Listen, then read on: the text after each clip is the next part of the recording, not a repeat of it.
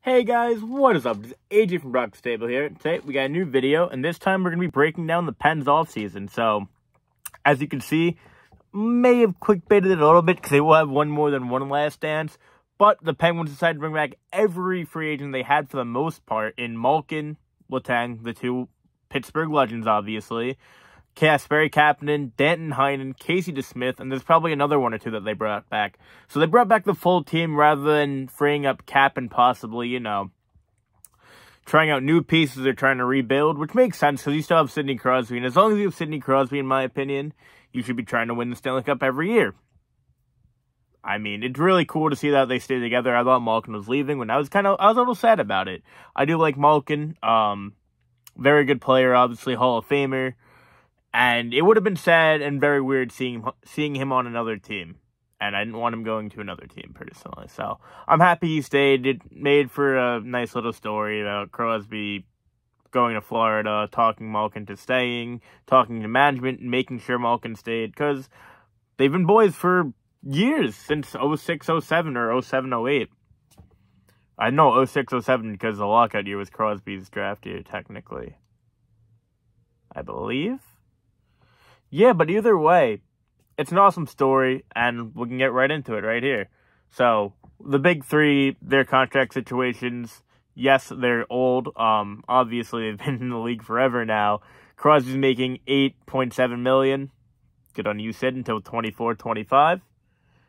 It's Sidney Crosby. He gets whatever he wants. Fair enough. Malkin and Letang both are getting $6.1 million, but Malkin's contract ends after the 25-26 season, and Letang ends at the 27-28 season. I think Letang's contract will be up when he's like 40, which is insane. Letang also he was a top 10 defenseman this year, easily top 6 defenseman this year. So it makes sense, I think, that he's going to continue to be like a fun line and get better as maybe not better, but continue to be as solid as he was this year as he gets older. That was their concern with Malkin, that he will not, and his game will fall off even more than it has now. Not saying he's not a good player still, but he's not the superstar he once was. And Crosby is Sidney Crosby. It doesn't really matter. You're giving him the contract no matter what. That's no debate. I do think Crosby, after the 24-25 season, will take a pay cut to stay with the Penguins and try to help them get a better team. Not like a big pay cut, probably at like $7 million. Maybe his 8.7 doesn't get a raise. But I think he's going to try to give more cap to the team to get better players to play with, because he's not going anywhere. I really hope Crosby does not leave the Penguins. But that's the cap situation for the big three. Let's move on to the transactions they have made this offseason.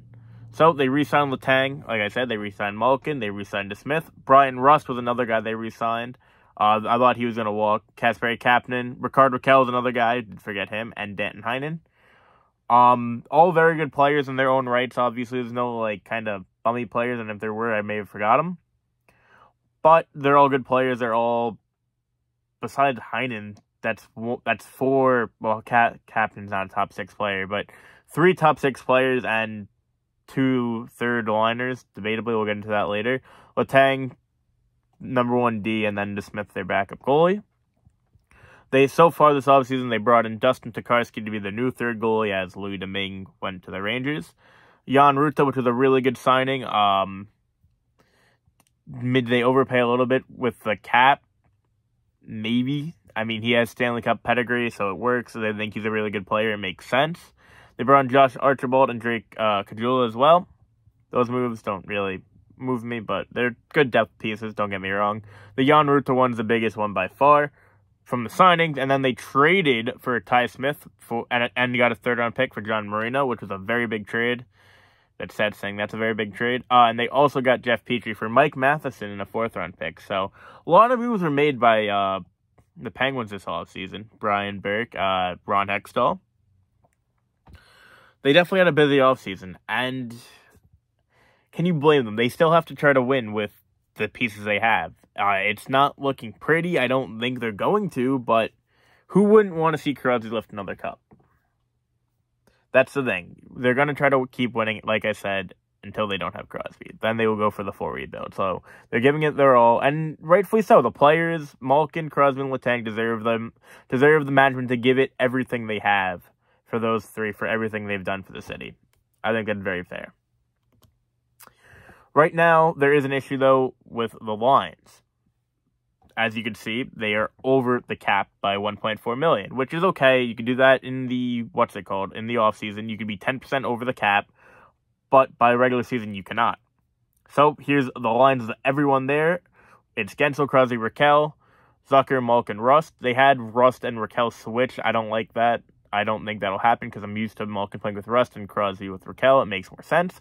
Heinen, Carter, captain. Maybe I'm wrong on that, but that's how I feel. McGinn, Teddy Bluger, and Ryan Poehling, who they got in the Jeff Petrie deal. On defense, they got Brian Dumoulin, Letang, Marcus Pedersen, and Jeff Petrie, and Ty Smith and Jan Ruta. Extras, well, Yari and DeSmith in goal as well, but extras include Archibald, Zahorna, Mark Friedman, Pierre-Oliver Joseph, Chad Runweedle. I didn't put those guys on there. They have a lot of good depth defensemen, though, which is leading me to get into another point in a second. But they are over the cap, so they do have to get rid of a player or two. Most likely one player. They can either buy him out or trade him. There's a few options here. There's Teddy Bluger they could buy out. They could trade or buy out Zucker. And they could trade Pedersen or buy out Pedersen. But, we'll break those three guys down mainly, because that's how they're going to have to get out of this cap situation. So, first up, we got Jason Zucker. He has $5 million left on a one-year deal. He could be traded for a team like Anaheim, who has the cap room to take him in. They just signed John Klingberg literally an hour ago. So, quite funny how I had Anaheim on there. They could trade him to Anaheim, give him picks, maybe a prospect. Could work. Picks as in a high pick, obviously, a first or a second. It depends what management seems right and who they want to move, obviously. If he is bought out, it does give him almost $2 million of cap space this season alone. But this season, they'll take a $2 million cap penalty, and next year will be 1.733 cap penalty. So, obviously, when you buy a player out, you don't get rid of the contract entirely. You get rid of most of it. So, they'd be taking $2 million this year from the cap. From the contract, sorry, not the cap. Yeah, it'd be a $2 million hit on the cap from the contract out of the $5 million contract. I think that makes sense.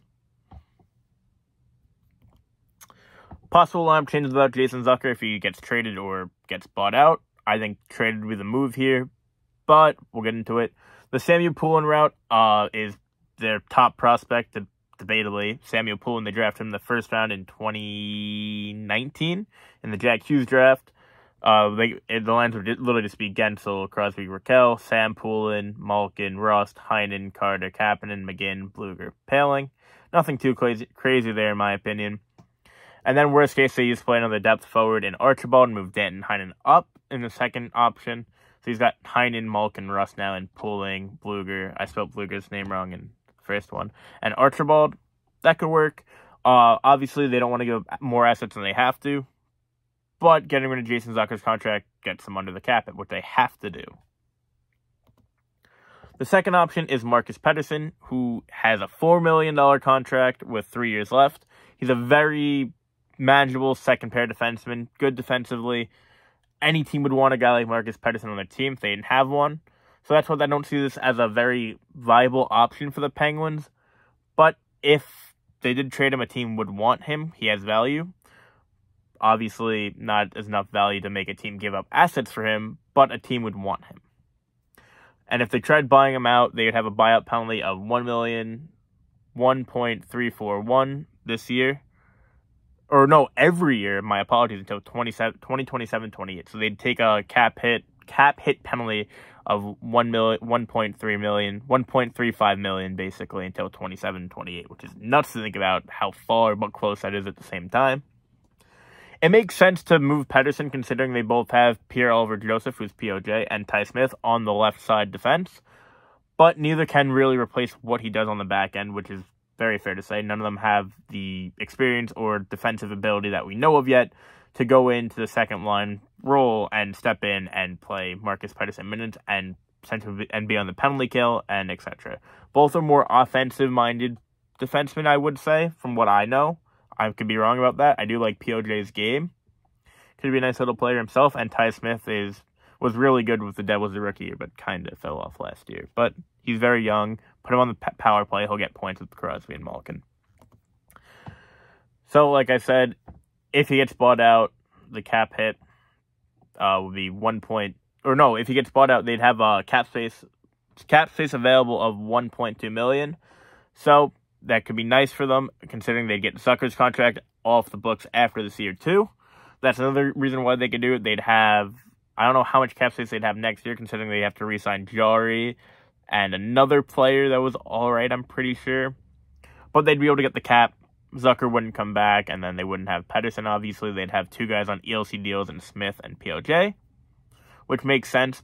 But you also lose a very valuable, not very valuable, but a good player in Marcus Pedersen, which you would like in your lineup. So they get the most cap in this situation. They lose the most valuable player in this situation out of the three. But it does make some sense in a way if they want to really give all these guys a chance, like Friedman, Rundwiedel. Rundwiedel's on the right side, but he, if you need him to play, you need him to play, but they don't. They have a lot of guys they can fill in instead of Marcus Pedersen. It makes a little bit of sense, but I don't think it's the right option because here's the lines: Dumoulin, Letang, Ty Smith, Petrie, POJ, Ruta. You got Rundwiedel, Friedman. That's not bad. It's just not good enough in the NHL. It's still not. Dumoulin, Letang's good. Petrie's good. We got to see about Ty Smith. I like POJ and Ruta. We're not sure of without Tampa. It's not bad. It has potential. It could be very solid. It also could just be really bad defensively. Definitely the Ty Smith Petrie line and the POJ Ruta line that could fall apart. So wouldn't shock me either way. But I do think keeping Pedersen is the right move. The easiest move and the most simple move is just getting rid of Teddy Blueger. He has a $2.2 million deal for 1 year left. Blueger's a very solid bottom 6 player for the Pittsburgh Penguins, and they would want to keep him if possible, but he's the easiest guy to move out, in my opinion, without harming anything else or any really big cap hits in the future. Buying him out gives the Penguins just what they need with $119K available in cap space, so they're just over the limit, or over the ceiling. Just under the ceiling, so they are good to play. And he don't have a buyout penalty of $600K this season, $800K next season. They don't want to get rid of Teddy Blueger. He's a very good player for them. Not very good, but a very useful player for them. But it makes sense considering they'd have to get rid of him, give up Pedersen, who's a good player, and they need more, or give up Zucker, who would take a good amount of assets to get rid of. The line simply without Blueger are Gensel, Krause, Raquel, Zucker, Malkin, Rust, McGinn, Carter, Kapanen, Denton, Heinen, Poole, Ryan Paling, and Josh Archibald. You could do it many ways around. You could throw McGinn on the fourth line. You could put Heinen on the third line. They could play around with it. Yeah, I'm not the head coach. I'm just here to explain why getting rid of Teddy Blueger makes the most sense, which it does. And that's it. So I think the move is getting rid of Blueger personally. You buy him out. It's pretty plain and simple. You're under the cap. You don't lose a player like Pedersen. You don't have to give assets like Zucker. So let me know what you guys think. If you did, leave a like, subscribe. If you enjoyed the video, have a good one, everybody.